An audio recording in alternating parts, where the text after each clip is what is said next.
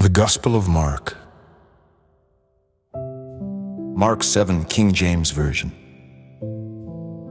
Then came together unto him the Pharisees, and certain of the scribes, which came from Jerusalem. And when they saw some of his disciples eat bread with defile, that is to say, with unwashen hands, they found fault. For the Pharisees and all the Jews, except they wash their hands, oft eat not, holding the tradition of the elders. And when they come from the market, except they wash, they eat not. And many other things there be, which they have received to hold, as the washing of cups and pots, brazen vessels, and of tables.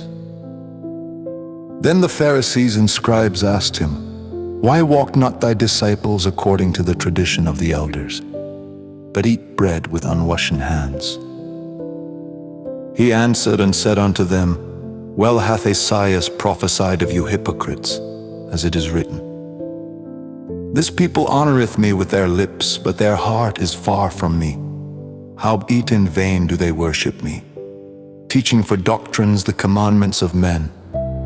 For laying aside the commandment of God, ye hold the tradition of men, as the washing of pots and cups, and many other such like things ye do.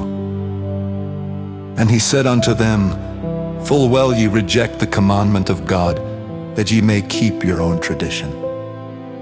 For Moses said, Honor thy father and thy mother, and whoso curseth father or mother, let him die the death. But ye say, If a man shall say to his father or mother, It is Corban, that is to say, a gift by whatsoever thou mightest be profited by me, he shall be free. And ye suffer him no more to do aught for his father or his mother, making the word of God of none effect through your tradition, which ye have delivered, and many such like things do ye. And when he had called all the people unto him, he said unto them, Hearken unto me every one of you, and understand. There is nothing from without a man, that entering into him can defile him. But the things which come out of him, those are they that defile the man. If any man have ears to hear, let him hear. And when he was entered into the house from the people, his disciples asked him concerning the parable. And he saith unto them, Are ye so without understanding also?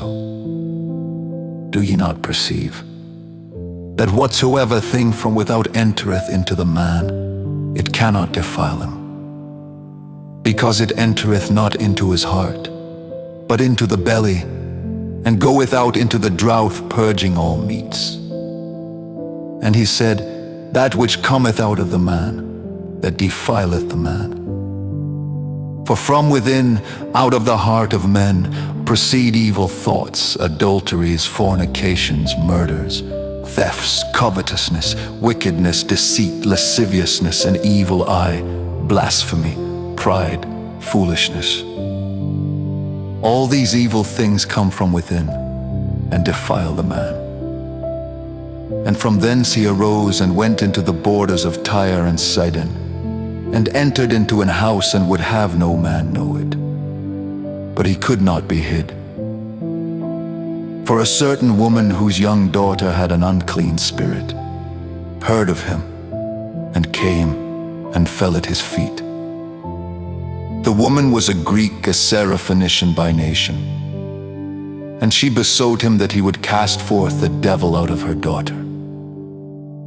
But Jesus said unto her, Let the children first be filled, for it is not meet to take the children's bread, and to cast it unto the dogs. And she answered and said unto him, Yes, Lord, yet the dogs under the table eat of the children's crumbs. And he said unto her, For this saying go thy way, the devil is gone out of thy daughter. And when she was come to her house, she found the devil gone out, and her daughter laid upon the bed. And again, departing from the coasts of Tyre and Sidon, he came unto the sea of Galilee, through the midst of the coasts of Decapolis. And they bring unto him one that was deaf, and had an impediment in his speech.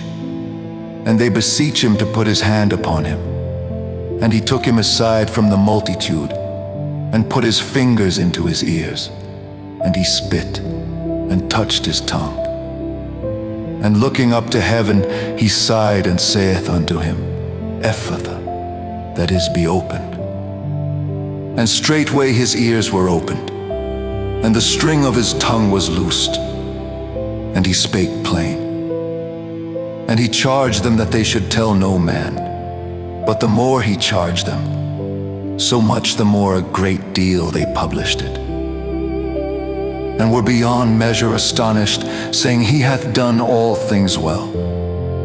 He maketh both the deaf to hear, and the dumb to speak.